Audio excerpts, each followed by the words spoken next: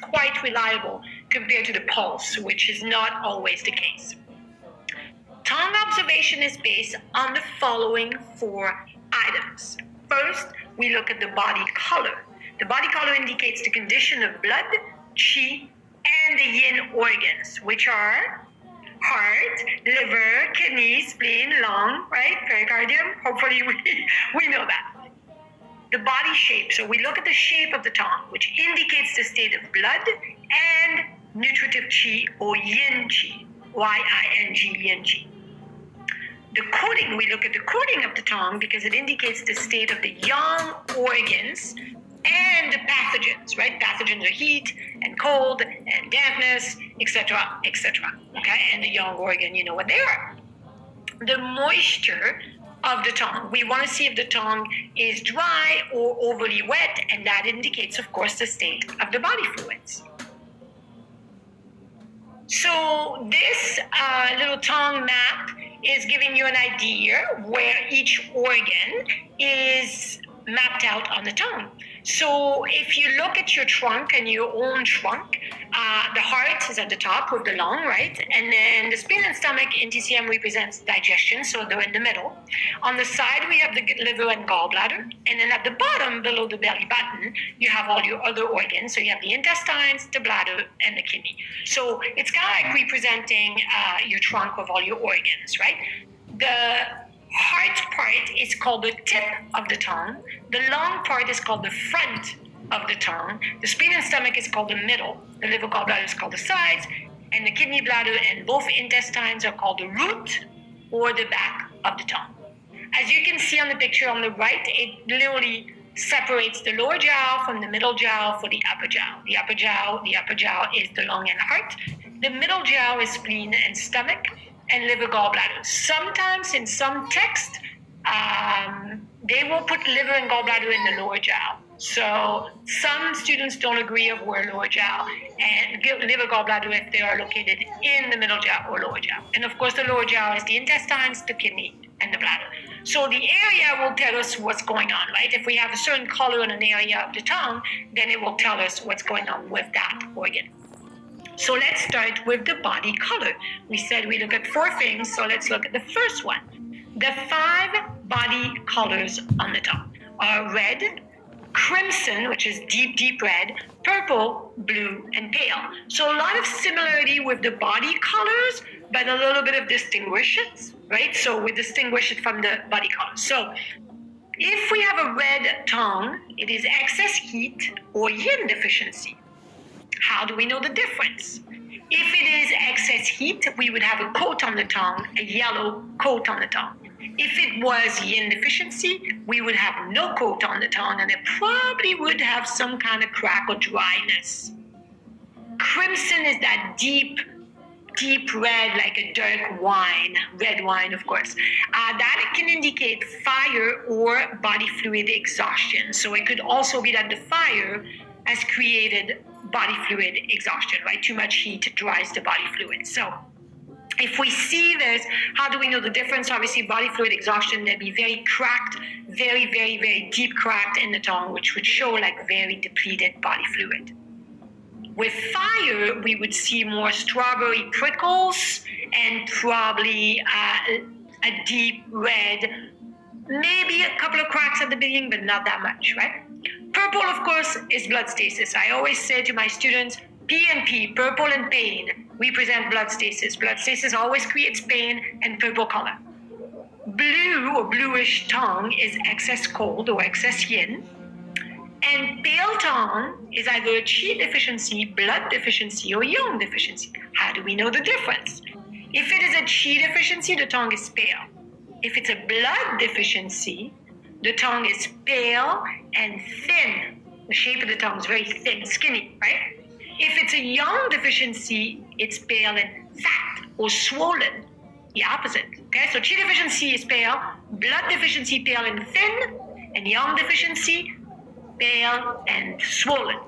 Got it? So obviously, if we see red tip of the tongue, that's excess heat in the heart or yin deficiency in the heart. Right? If we see purple sides of the tongue, that's a liver blood stasis. Okay? So we always have to look at which area, and we're going to practice this in a minute. All right, so let's look at the color of the coat. We have to look at the coat in TCM.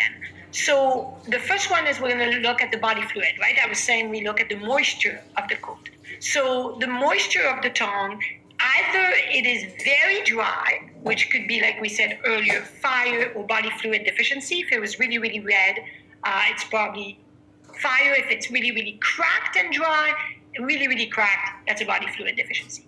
If we have a greasy tongue coating or oily tongue coating, shiny tongue coating, that's either excess damp or excess phlegm.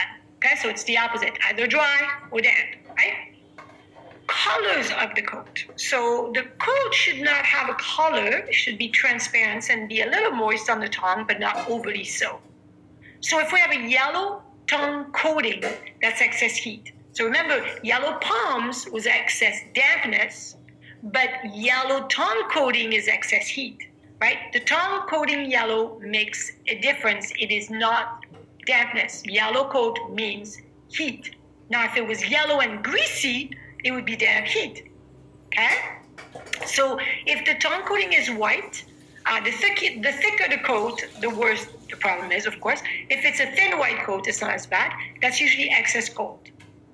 Now, if it's grayish or black, it's usually a very serious, deep-seated illness. It could be cancer. It could be something that's very, very deep-seated. So that's something that you have to really send the patient for more tests and look into it very much more deeply, right?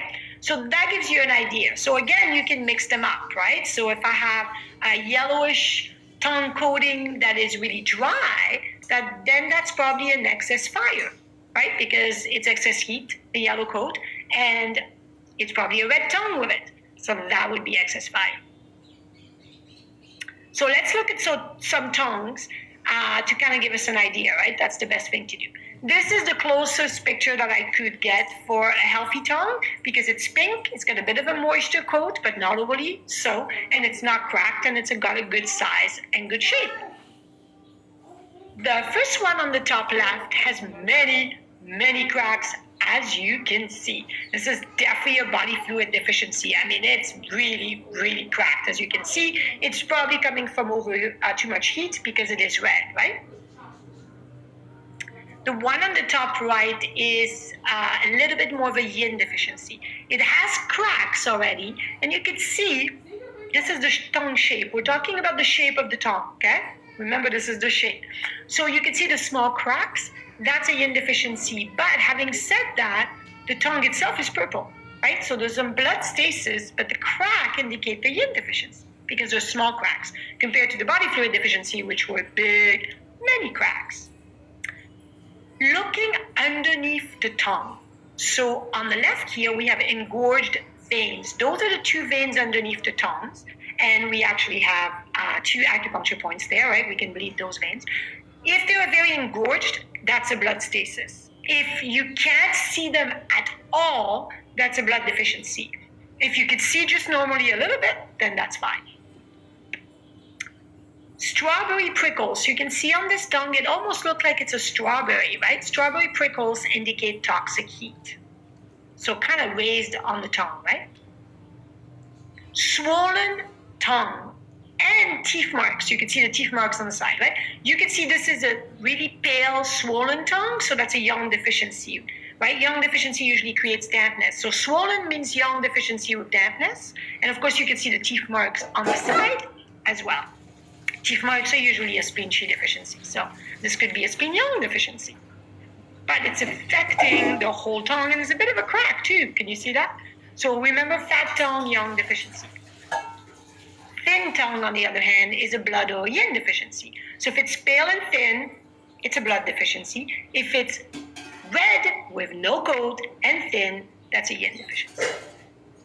And the one in the middle with the really pronounced teeth marks are definitely a spleen Qi deficiency due to stress. The person is worried, overthinking, and constantly clenching their jaw, which creates the teeth marks. And the last one in the middle is deviated tongue. So deviated tongue naturally comes out to the side. That is internal wind. It could be a precursor to stroke, but it definitely is internal wind. So that's something to look for, to be aware of, because that could create some more issue.